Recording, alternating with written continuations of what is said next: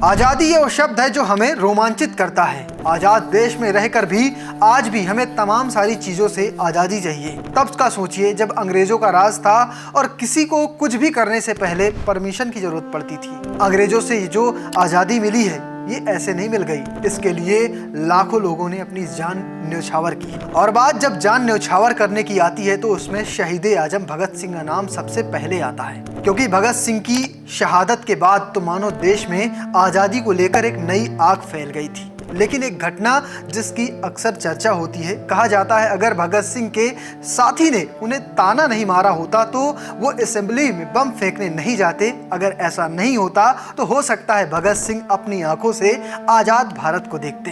तो चलिए इस वीडियो में आपको उनकी इसी कहानी को बताता हूँ, कौन सा वो था दोस्त जिसने भगत सिंह को मारा था ताना। ये सब जानते हैं कि आजादी को अपनी दुल्हन मान चुके भगत सिंह ने शादी तक करने से इनकार कर दिया था, लेकिन दावा यह किया जाता है कि लाहौर के नेशनल कॉलेज में पढ़ाई के दौरान उन्हें एक लड़की पसंद करने लगी थी और भगत सिंह की वजह से वो क्रांतिकारी दल में भी शामिल हो गई थी। और किताबों में दावा किया गया है कि भगत सिंह को भी उससे लगाव हो गया था।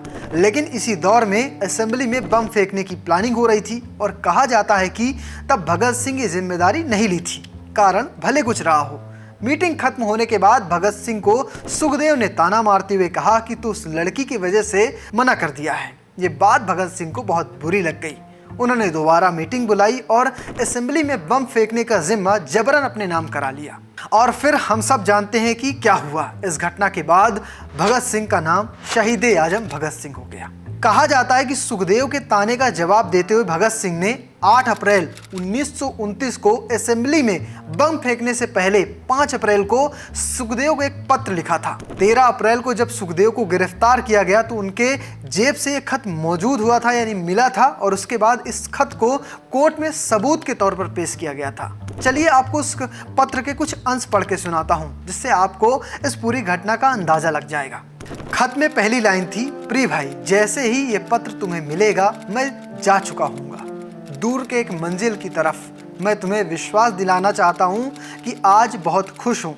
हमेशा से ज़्यादा मैं यात्रा के लिए तैयार हूँ। अनेक अनेक मधुर स्मृतियाँ और मेरे जीवन की सब खुशियाँ के होते हुए भी एक बात जो मेरे मन में चुभ रही है कि मेरे अपने भाई ने मुझे गलत समझा, मुझ पर बहुत से गंभीर आरोप लगाए कमज़ोरी का। आज मैं पूरी तरह से स्पष्ट करता हूँ, पहले से कहीं अधिक आज मैं महसूस करता हूँ कि वो बात कुछ भी नहीं थी, एक गलतफहमी थी। मेरे खुले व्यवहार का मेरा बतूनीपन समझा गया और मेरी आत्मस्वीकृति को मेरी कमज़ोरी। मैं कमज़ोर नहीं हूँ, अपनों में से किसी से भी कमज़ोर नहीं। ये पत्र का पहला पैराग्राफ था। आगे भी उन्होंने कई सारी बातें लिखी, लेकिन एक पैराग्राफ जिसकी खूब चर्चा होती है वो मैं आपको पढ़कर सुना देता हूँ। खुशी के वातावरण में मैं कह सकता हूँ कि जिस प्रश्न पर हमारी बहस है उसमें अपना पक्ष लिए बिना नहीं रह सकता हूँ।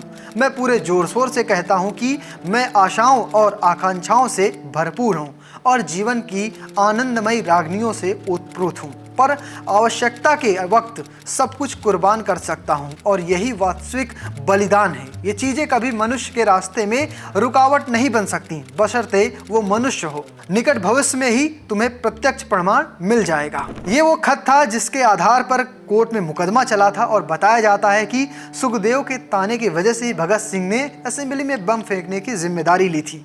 अगर मानिए भगत सिंह ने वो जिम्मेदारी नहीं ली होती, किसी दूसरे क्रांतिकारी ने ली होती, तो शायद भगत सिंह आज़ाद भारत को देखते, लेकिन शायद उनके नाम के आगे शहीद आजम न लग पाता। फिलहाल आपको हमारी ये प्रस्तुति कैसी लगी कमेंट बॉक्स में जरूर बताइएगा और पेज को फॉलो करना, चैनल को सब्सक्राइब करना बिल्कुल मत भूलिएगा। धन्यवाद।